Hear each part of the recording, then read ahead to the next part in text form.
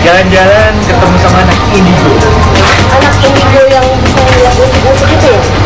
Tapi indigo yang di Pontianak ini beda. Apa tuh yang beda?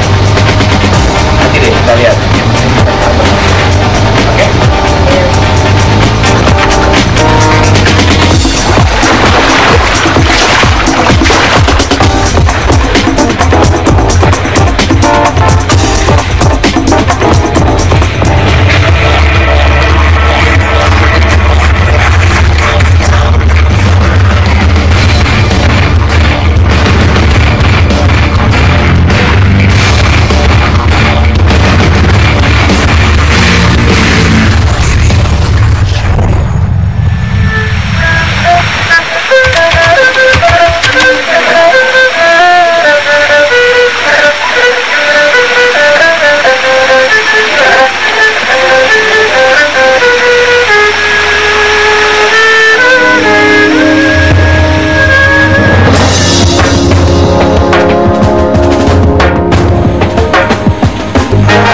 Jadi Leo ini termasuk indigo yang spiritual, jadi beda dengan yang kamu bilang tadi, indigo supranatural yang berbau dengan mistis dan sebagainya.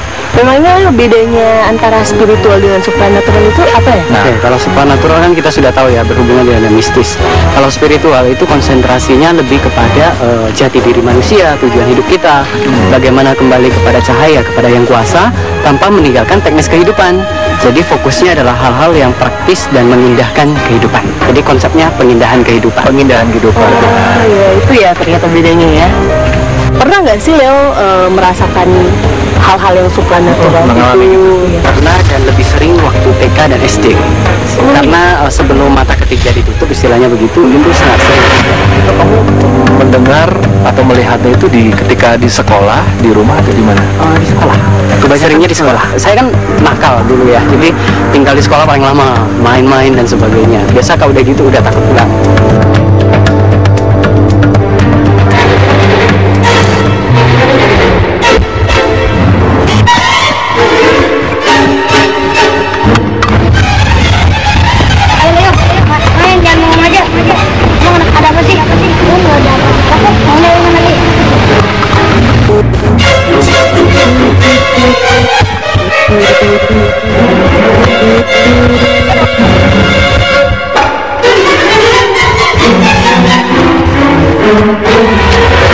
Tapi justru karena saya ditutup kemampuan supranaturalnya, akhirnya justru berkembang ke indigo spiritual. Jadi sekarang saya bisa sharing dengan teman-teman yang supranatural.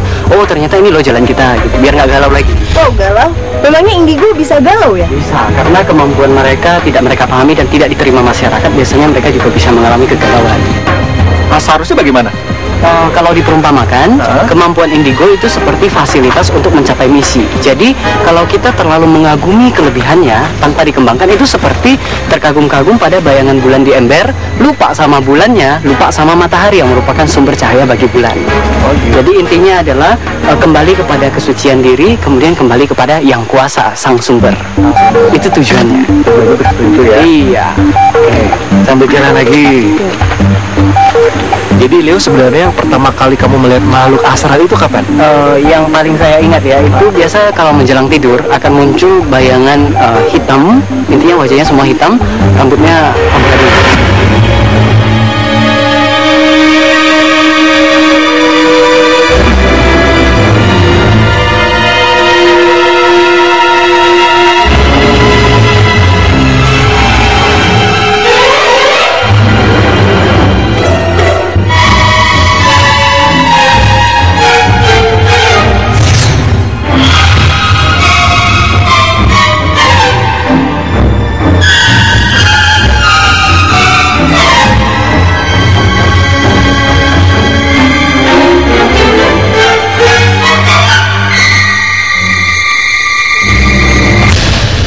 Jadi indigo spiritual itu identik dengan meditasi dan alam. Itu komunikasi dengan alam.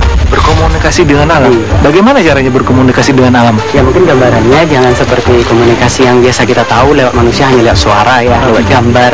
Jadi kalau dari alam itu kita menerima informasi dari alam, dari seluruh panca indera ditambah indera pikiran kita. Oh begitu. Cara menerima sendiri gimana? Pertama kita seperti tuning frekuensi radio. Kalau kita tune ke frekuensi yang tepat, kita akan dapat informasi dari stasiun itu. Nah, untuk tuning ke frekuensi alam, kita harus menurunkan gelombang otak kita dari gelombang ego yang menghakimi, yang ribut, yang cerewet, ke gelombang batin yang tidak menghakimi, hanya mendengar dan hening, tenang. Kita nih ada suara nih, kita di alam nih. Apa kita berusaha untuk menangkap suara pohon, suara burung, suara daun? Berusaha menangkap suara itu, maka kita akan kehilangan makna. Karena yang kita lekati suaranya. Jadi suara burung atau apa bukan kita dengar dengan ini, tapi kita terima lewat sini, lalu ini hening, jangan tangkap. Kalau kita mau cengkram, yang tercengkram hanya suaranya, bukan makna. Hening kan, Hening, maka tenang ya. itu akan meresap ke dalam. Oh, I see. Oh begitu. Wah, prosesnya lama. Susah juga itu sebenarnya. Kelihatannya susah, sama seperti main musik. Senarnya kelihatan banyak kan, tapi setelah saya kasih tahu, yang dilihat cuma 3 senar ternyata gitu. Jadi kalau tahu caranya mudah dan cepat. Kalau tahu iya.